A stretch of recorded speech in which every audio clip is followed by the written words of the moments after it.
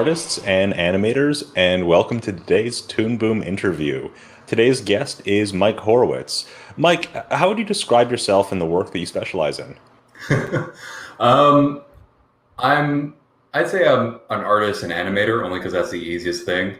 Usually I'm a bit of a jack of all trades, a little bit of everything, but mostly specialized in 2D animation. I've done animatics and editing in the past, art, character design.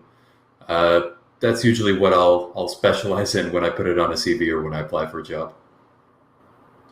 So we invited Mike onto today's live stream to discuss his work on a stylish promotional video made for Qbomb's default album, Hyperpunk. If you have any questions for Mike, feel free to type them in. I might even ask them on air. So Mike, how would you describe the animation that was commissioned for this band? I describe it as high energy, just electric, and short and sweet. It was meant to be digestible, and like Gene told me when he originally pitched it, it's supposed to be the two mascots just coming together in the most epic high five. So I think I got it down. Do you want to play the scene just for our audience so that they can see what we're talking about? Yeah, sure.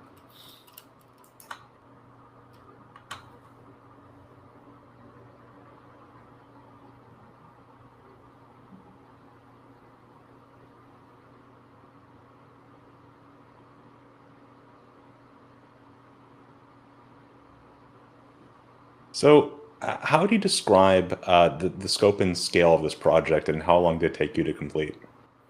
I describe it as a big mouthful. So it's like a bite-sized chunk, but I mean, you're getting your fill. I wanted to make sure it was packed in as much as possible, but with a short turnaround, we only had about a month.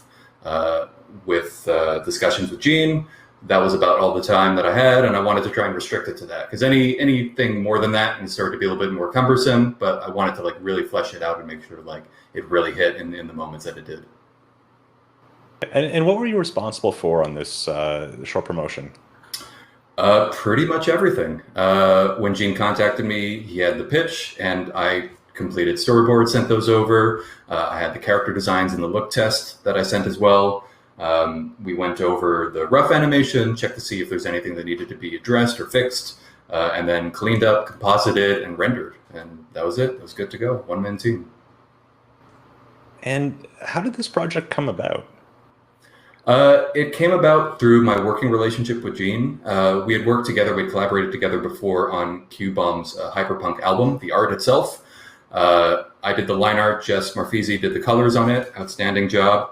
And that was several years ago already. I think they had a Kickstarter for the album. But since then, we've kept in touch. We've been close online, and he reached out to ask if I was available for the animation, just to make a little something to celebrate the announcement with the living tombstone. And I said, yeah, sure, I'm available. You mentioned on Twitter that you streamlined the design of the mascots to make them a little bit easier to animate. What was that visual design process like?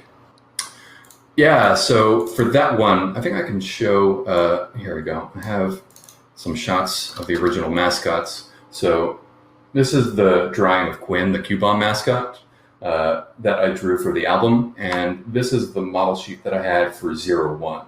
So part of it was just making sure that I can make them look like they belong in the same universe together, especially with one of them being a little squat or one of them being a little bit more like normal proportions. So it was really about trying to get them to fit within the same physical space, the same screen space, but also just to push it a little bit, make it a little bit easier to animate, have a little bit more fun with the design, and just to try something new. So let me open up the test that I did. Is this it? Yeah, here we go. So this was the earliest test that I did, just to try and get down that look. So I wanted to get like really graphic shapes, really something blocky and angular, but fun, and to even them out a little bit. So Quinn's a little taller, 01's a little shorter, and it's about managing it to make sure that the two mascots that have skulls for faces aren't too close, don't look too close alike, and like they have some visual differences, even though like there are some details that are consistent between them. That's a good point. Do you want to talk just briefly about some of the design choices that you made on both the characters? Yeah, sure. So in this case, I just wanted to make sure that like the chest read well, the limbs, I just made a choice just to thin them out a little bit more, make them a little bit more angular, especially for Quinn's jacket. I simplified the design on that just to make sure it wasn't too much to work with. And on 01's, the circuitry, the circuit board look on the body. I was also inspired a lot by Studio Trigger's work. So this kind of was feeding into my mind as I was working on this, just to keep it, fun and loud, and make sure that I can focus more on the animation and make sure that the design of the characters work well for the animation. Yeah, and what are some things that you think about when you're designing characters for animation in particular? Let's see. When I'm thinking about designing characters for animation, definitely volume, thinking of ways that they look in the different views, whether it's profile, front, three quarters, making sure that would make sense and that nothing would break, because it's possible to make something that's a little too graphic. It could be hard to figure out how that looks when the character turns their head to a side, or, the constant issue when the character is facing the front and you don't know what to do with like the nose or the face or the eyes. It could look a little odd. So in this case, I just want to make something that's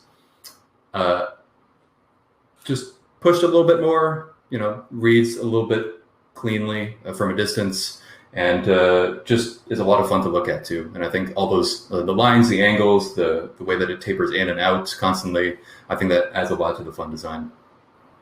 Yeah. When we were talking earlier, we were mentioning that there's a big design trend in US animation towards embracing anime. I know a lot of the current generation of animators and artists came up in animation schools where anime was somewhat discouraged.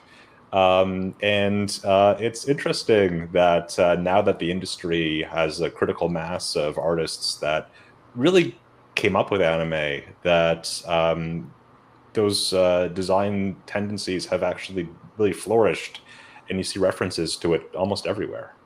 Yeah, honestly, it's amazing. There's been so much more, I guess, general acceptance and acknowledgement that anime, as as a pool of media, is producing some outstanding work, and it's worth acknowledging. We see a lot more Western studios that are being set up and producing anime-inspired content, whether it's Powerhouse with He-Man, or there's another studio that opened up recently with the mandate that they'd be producing something stylistically in line with that.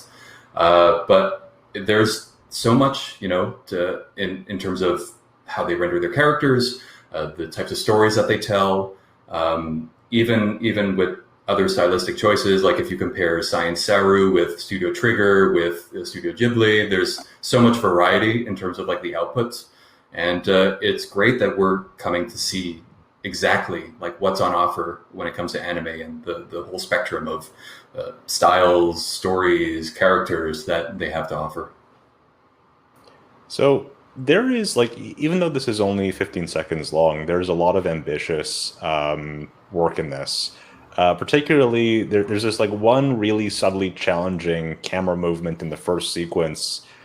How? Yeah, I'm kind of wondering that too, but that was a challenge. I'm the kind of person who likes, whenever I'm working on a project, I want to do something that I haven't done before, just for the sake of learning how to do it and better understand it.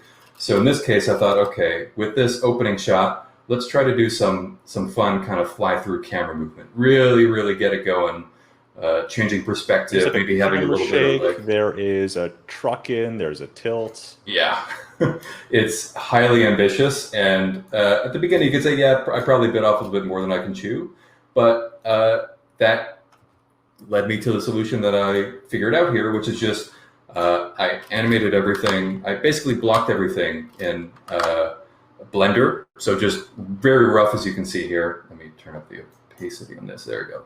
So it's just super rough, just like a form. I had like a plane with like a little bit of like variation, at least to the landscape. So it wasn't all like straight. There was a little bit of like waviness to it. And in this case, I just set it up so that I can figure it out, how that would actually look when the camera flies right through it. You can see I'm kind of messing around with it afterwards, even like applying pegs to it and moving it around just to get the focus right, to make sure that it flows well from one point to the other. And even still afterwards, I think I did some tweaking in the animation phase when I was doing rough and cleanup. But this helped a lot just to understand how the relationship between objects work, how the perspective changes, how fast things fly towards the camera and past it, and I mean, how to distort things properly, because I think there's a lot of opportunity to have more intensive camera movements within scenes, but of course it's more labor intensive. It takes a lot to figure that out. So I figured, hey, I'm working on this very short scene, this very short animation. Let's try and do something a little difficult, a little challenging. Yeah. And why don't we just take a quick walk through some of the other scenes too in this this video. So there's the first scene with the camera tilts. There's the sort of sequence of them two running together. Mm-hmm. Yeah, I'll just scroll through this a little slowly. You can see arm, the like other the arm. transition of the hand coming up over the Yeah. the background. That's really fun. Mm-hmm.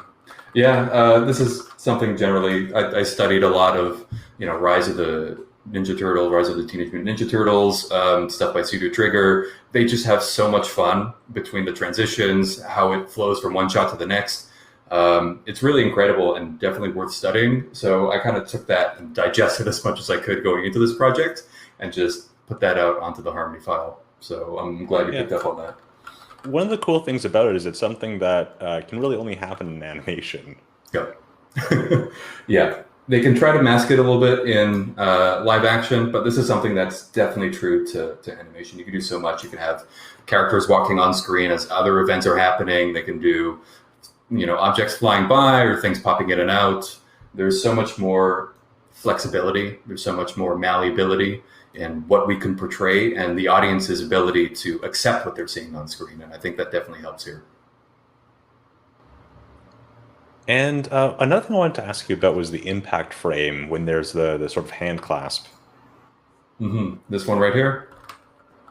Yeah.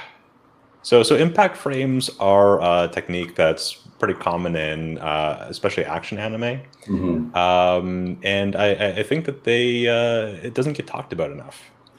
Yeah, I see them more almost as experimental animation than anything, because it's doing something really interesting with strobing, with almost like gestural or abstract imagery.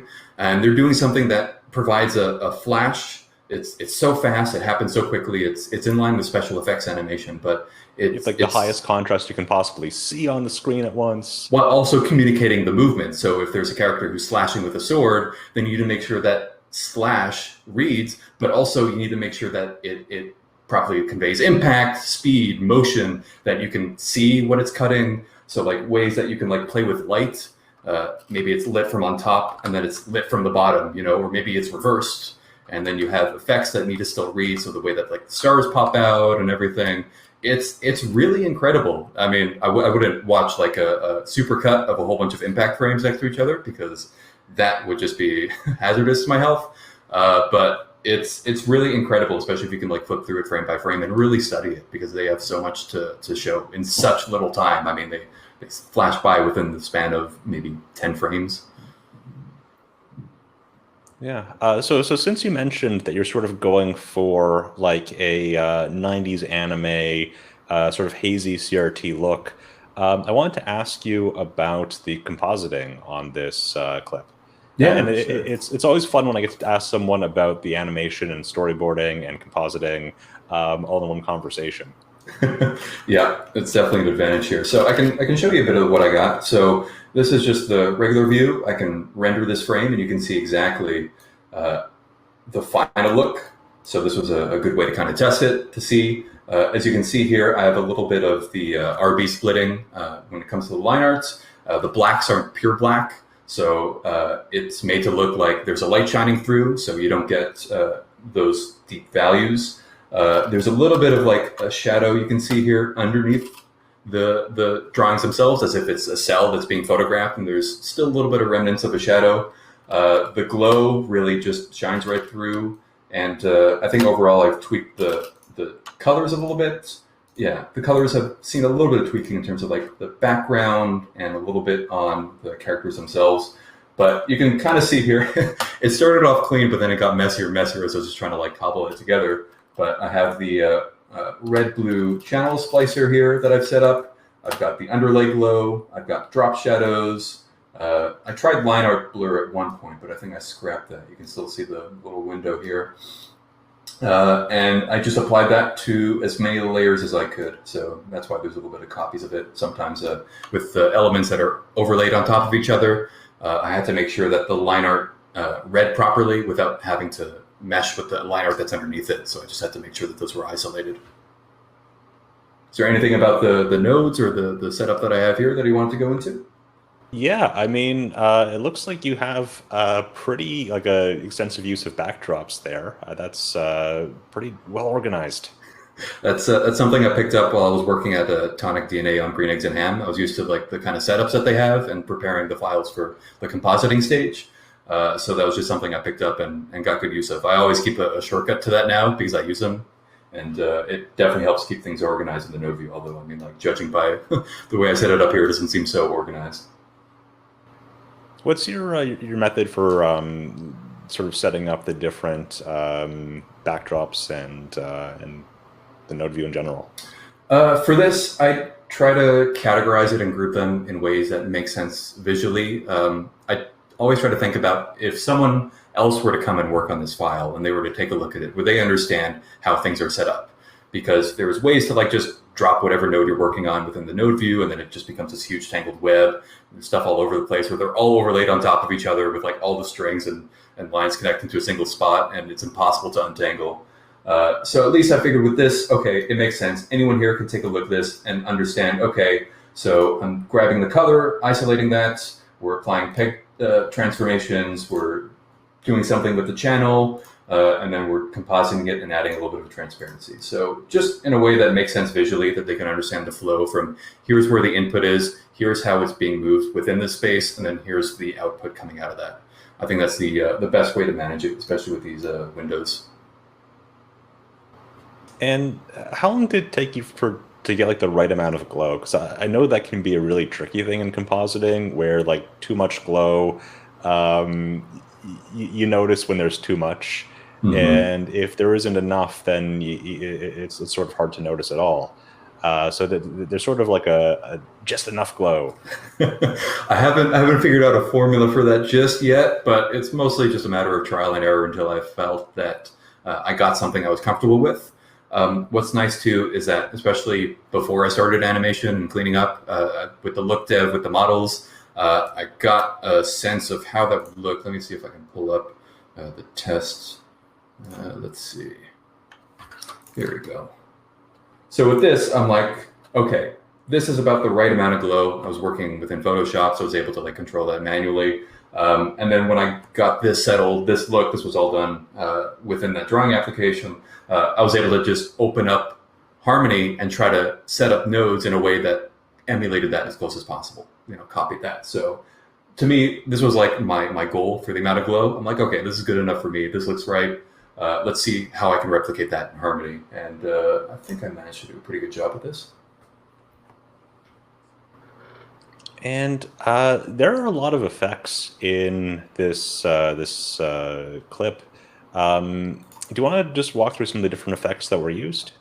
Yeah, sure. So let me just take off the render view. That's easier.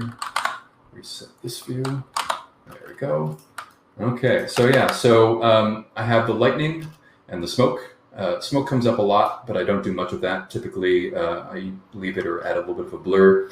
For the lightning, and at least for all the other effects, I've drawn them only in the overlay and underlay layers of each drawing layer, so at least I can isolate them. I contain them within one drawing, so I only have to draw it once. I just copy it in the overlay or underlay, and then I split them, isolate them, and then apply the effects. So in this case, you can see for the lightning bolts, there's not much here actually. Can I go up? Oh, no, it's only when he lands. There we go. Okay, so not much there. That was pretty much, I think, just that was just moving into the Render view. Let's see. Oh, I've got the glint here. So glint, that was another effect. Does that one look? Yeah, so that one just applied a glow to it, just to make sure like it really shines. What else have we got? Another glow. You can kind of see it overlaid with the eye, but when it goes to render view, it should blend smoothly. There we go. Perfect. Make sure that it shows like it's emanating from the eye itself. So that was just a little bit of a workaround there. Let's see. Yeah, we got the moving background. That was fun. I just created separate layers in Photoshop, brought them in individually, and just had them either like rotating, scaling, or like moving at different speeds, just to kind of get that real flashy speed line effect. There we go. Big zoom out. This one was a fun effect, actually. So I was thinking, especially with 01 as a character, a lot of pixely stuff, a lot of computer stuff. So I tried to like... Name is digital, right? Exactly. So I wanted to try and bring that in to the effects, like characterize them a little bit more, design them a little bit more. So in this case, I just made sure they were more pixely, like as if they would be breaking off in like these angular shapes that represented, pixels and squares, and just kind of floated off on their own. This was also a matter of me splitting it off into separate layers and then applying, the usual glow, the shadow, the drop shadow that goes underneath, and making sure that it blends well with the character model on its own too. So this was actually a really fun visual effects to make and work on, because I was definitely trying something new and trying something different. Plus, it just looks so good. Sorry, I just love looking at this. It's cool to see the sort of flat shapes in perspective too. Yes, yeah, exactly. Not just, like they're facing the camera and square. This is moving at an angle, so you can see that they're coming off of 01, and it gives it a lot more dynamism, for sure. A lot of movement, a lot of momentum. You can tell like they're moving in a certain direction. It's not just showing and like floating off the character. So that was cool. Oh, okay, the speed lines here. So this is something I definitely learned from flipping through lots of animations frame by frame, just to anticipate the movement. So, a bunch of speed lines where the normal line art should be. So like it's almost as if the line art is preparing to move before the color layer starts to move too. The whole thing disappears, and then it just goes pushed even more. So that was a fun way just to try and get like instant like takeoff, that kind of movement going. A lot of clouds. This was a fun one to do too, just to work on, because I'm not used to drawing like waves of clouds and dust coming up from below. So this was a fun one to just kind of experiment, study with. We got the speed lines here in the background as the characters zip past the zip pans. There we go. Another one of these. Focus speed lines. Different colors just to make sure it reads better from shot to shot. And there we go. We got the impact frame. We got the glow from the center starting up, which I think you can see here, the effects. Yeah, there you go. So this is a very strong glow. And a radial blur coming from the center that just emanated outwards, so that I can get a little bit of a trail on them, so that it would start off strong and then fade out progressively as it moved away from the center. So you can kind of see here, and the big cloud in the back. And there we go, the label logo. And everything here together, you can kind of see we have a glow on the ghost just to draw more attention to it. You have, you can see a little bit of the fade actually at the end of this spike here. But yeah, generally it was just playing around with it until I got something that looked good, that read well, and that definitely communicated as much as I needed to in these shots.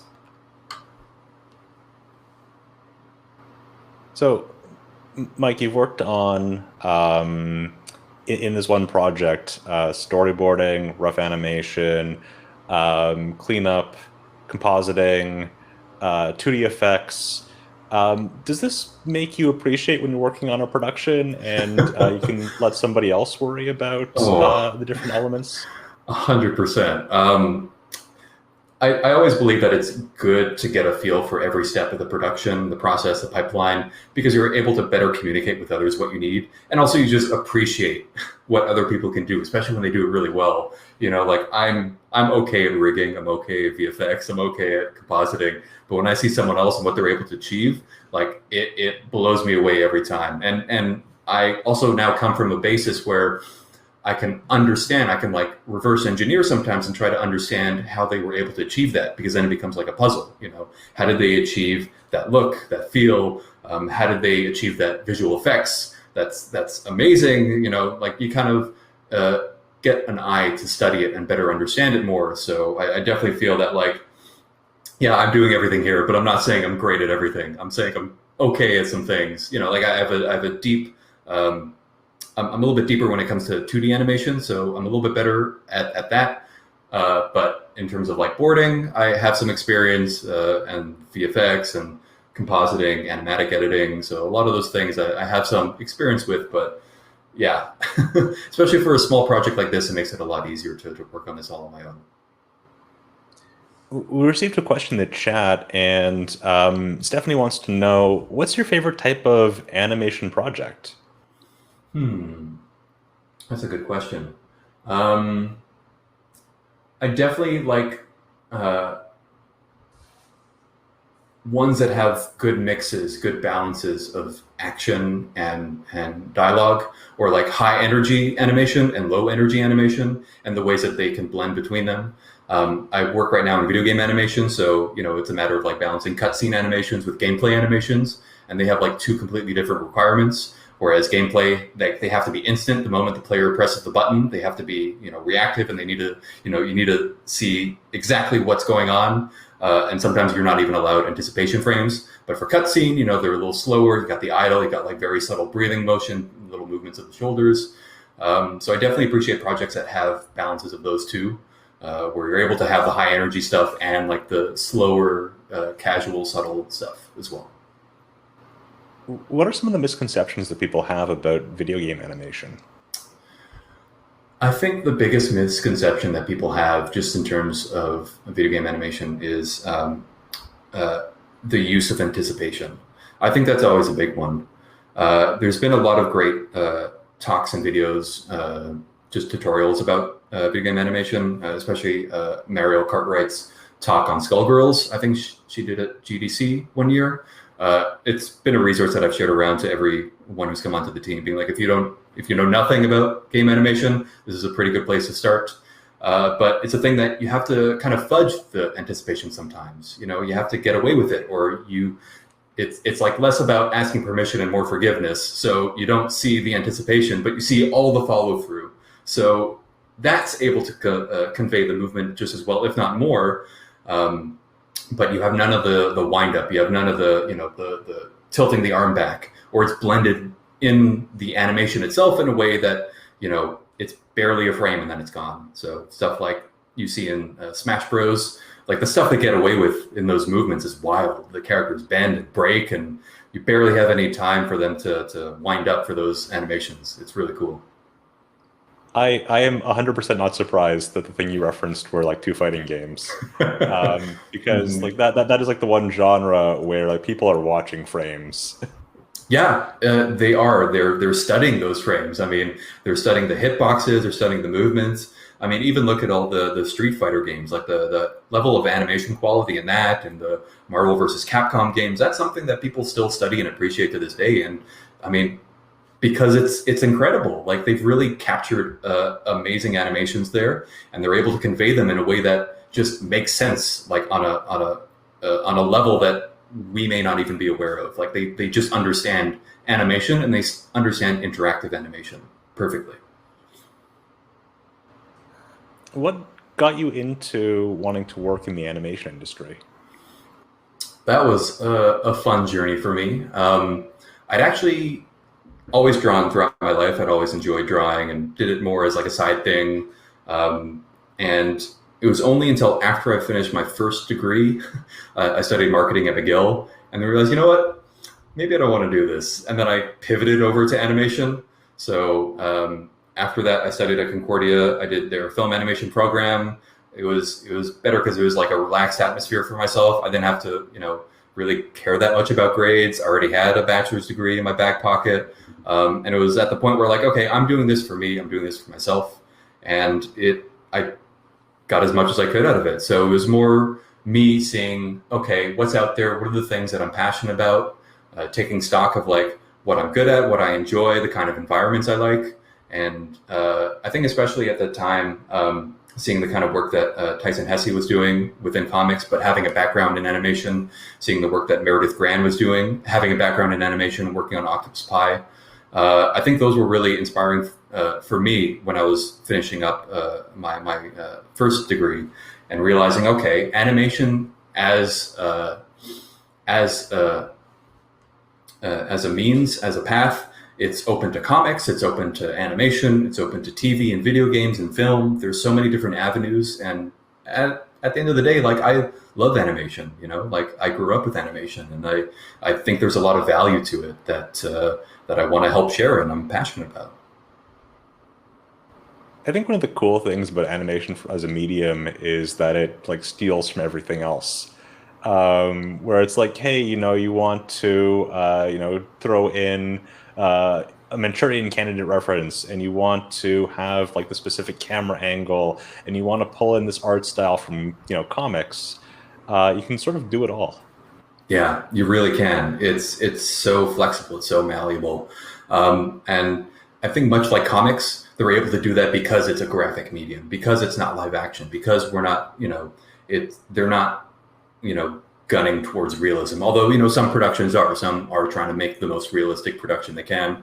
But for the most part, like works that embrace just animation itself being what it is, really excel at bringing a whole bunch of different things together, like from different worlds that you'd never think would work, but it does, like in an interesting way it does, because it's animation. It's all drawn with the same, pencil. It's all painted with the same brush. So they're able to get away with so much because it all coalesces within this visual look that's consistent throughout the entire work. One thing we were talking about earlier was how you used to be like inspired by artists who are on Newgrounds. I was curious if any thoughts on how the internet affects animation and the artists that enter the industry. Yeah, so when I first started off, when I was like a tween, oh my God, way back when. Yeah, I was browsing Newgrounds. That was a thing that was popular back then. There wasn't YouTube. Yeah, there were, Newgrounds had games, they had animations, and they had stuff being produced by people at so many different skill levels that it made it accessible in a way. At least for me as a kid, seeing that and understanding, hey, that's something I could do too. Like they talk about the tools that they use.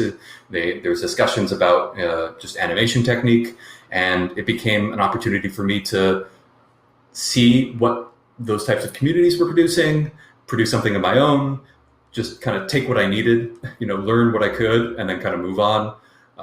But it became a great, training ground. And I think for a lot of folks too, growing up with Newgrounds, seeing those types of works, and especially with like the rate at which they come out, and the wide variety of works that came out at that time, it's really inspiring, especially when you're coming up and learning about animation. Like that's something that we don't see a lot of. Do you have any advice for animation students and even like aspiring animation students, things they should work on, things they should look at? My biggest advice that I usually give to animation students is take care of yourself. We're doing amazing stuff. This is animation. We're drawing for a living. Like amazing. We love it. But it's a job. It's work. It's still a job. We still got to put in like a 9 to 5. We still got to worry about, paychecks at the end of the day. We still got to work, on a project for someone else that we're being hired for on a contractual basis. So definitely the first thing I say is like, yeah, it's great. I love it. It's amazing, but take care of yourself. That's a big one.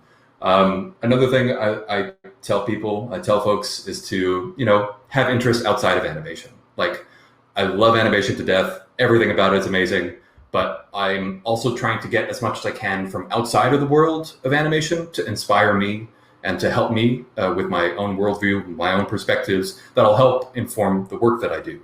So I always fear that like being too much into animation can create like a bubble. It makes it a little bit insular, and then you're inspired by animated works that are inspired by animated works that are inspired by animated works. So drawing in influences and references from more spaces outside of that can lead to more variety, fresher ideas, and just more interesting, perspectives and voices for sure.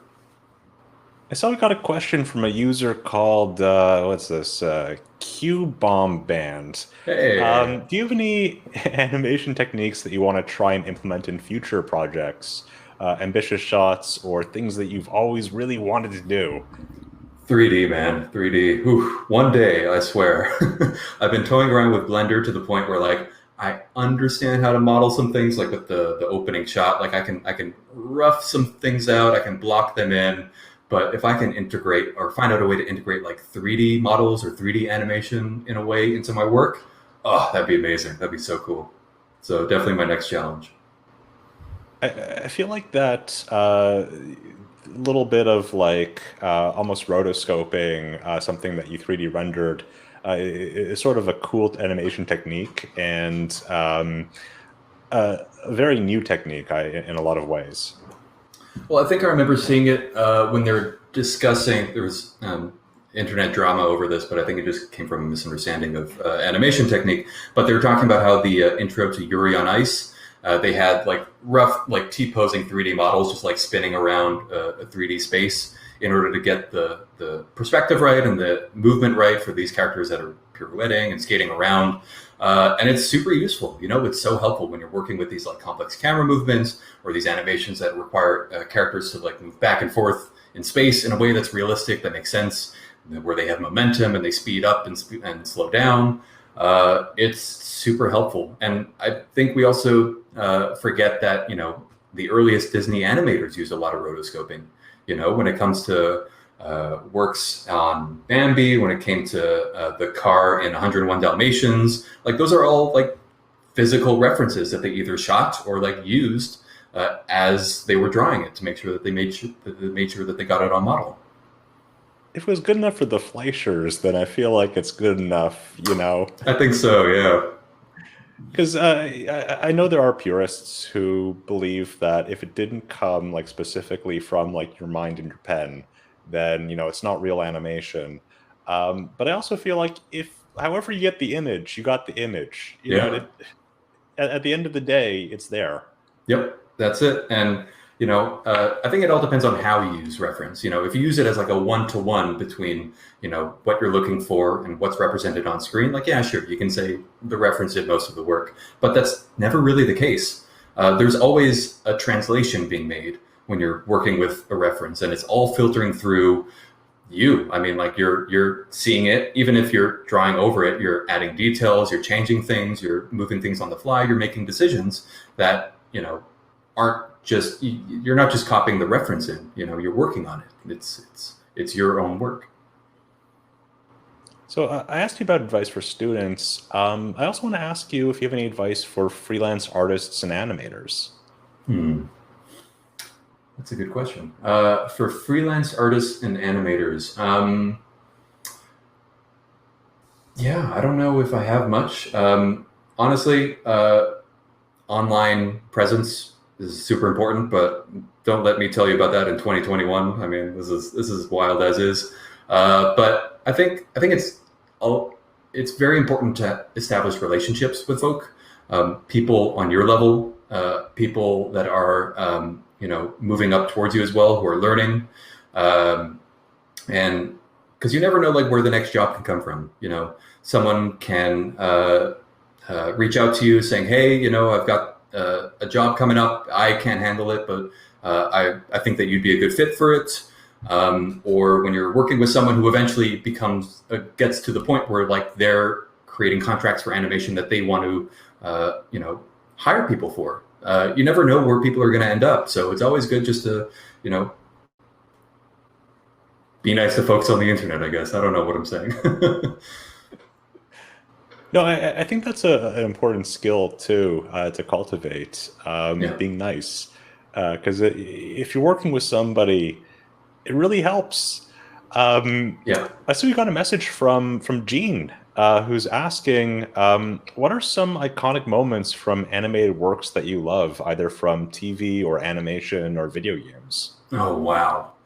Iconic works. I'll try to think of the ones that are more recent. I On know you the mentioned Studio Trigger. Yes, so Studio Trigger. I went to go see the premiere of Promare at Fantasia in Montreal when it came. It was a screaming audience. Mistakenly, I brought my wife there. She wasn't a big fan of all the yelling. People were cheering, but that's on me. That's my bad.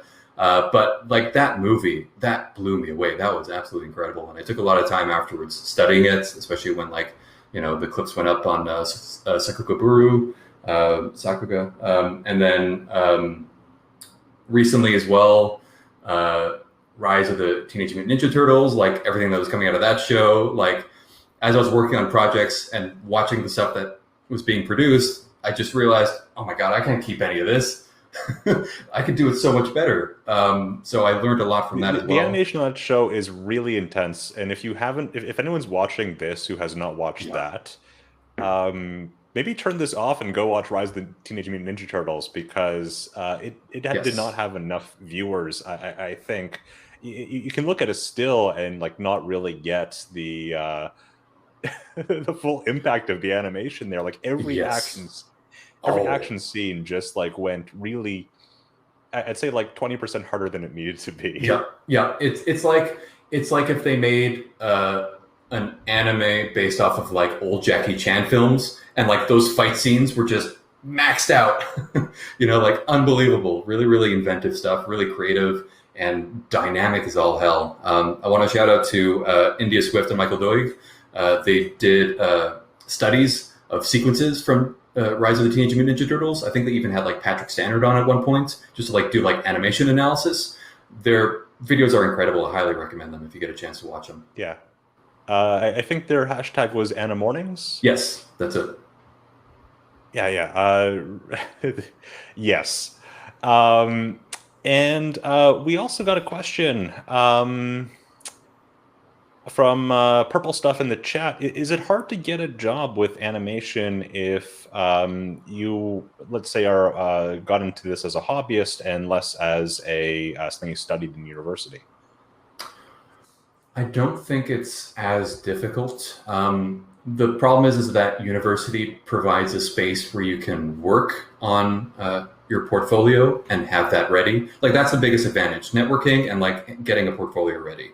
So if you can do those on your own in your own time, then you're on equal footing with everyone else. It's just a matter of being a little bit more self-motivated to learn about animation, possibly to work on some pieces that you can like show off as part of your portfolio, put it on your website, share that around, and also just to connect with other people online.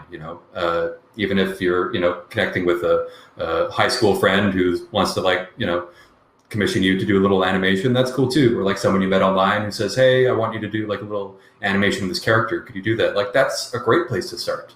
Any opportunity that lets you practice, there we go. It's good. Speaking of like opportunities and things that you've worked on, do you have any upcoming projects that you're able to talk about that aren't under NDA?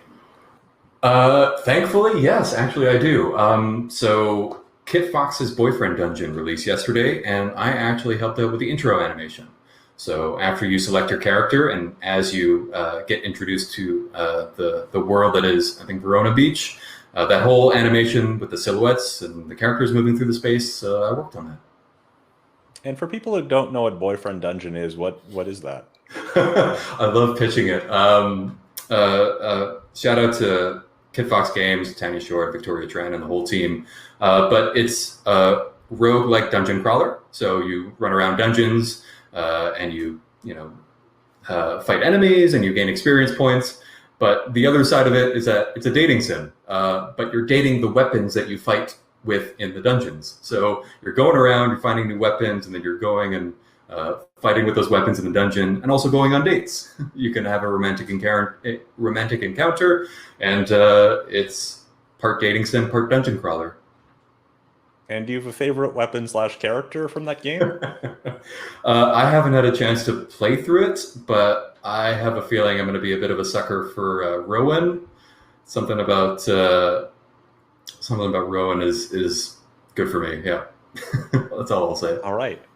So I think that we are almost out of time. Where can viewers see more of your work? So feel free to browse my website. I haven't updated that in a little while. It's just Mike J. Witz, J as in, I guess, Joshua. That's my middle name. Witz, W-I-T-Z. And then same for my socials. I post on Twitter. It's at Mike J. Witz, and Instagram at Mike J. Witz as well. All right. Thank you, everybody, for tuning in. If you enjoyed this interview and you do not already use Toon Boom Harmony, you can download a 21-day trial for each edition of Harmony at toonboom.com. And be sure to tune in next Tuesday for our improv storyboarding show with guest storyboard artist Mike Morris. We need your suggestions for characters, a setting, and conflict. So be sure to tune in next time. Oh, nice.